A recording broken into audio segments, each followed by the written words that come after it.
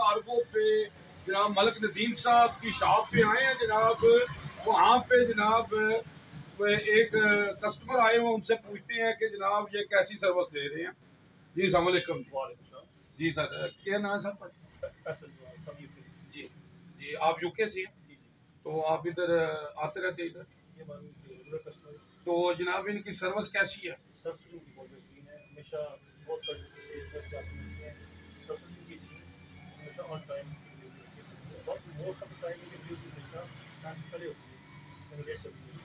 कितने साल से आप आ रहे थे?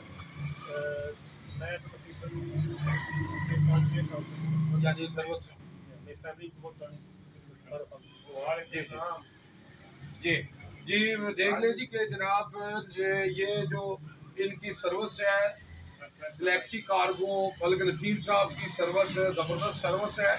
और जनाब ये कस्टमर कह रहे हैं, हम नहीं कह रहे, यूजी न्यूज़ जावा जी जेल।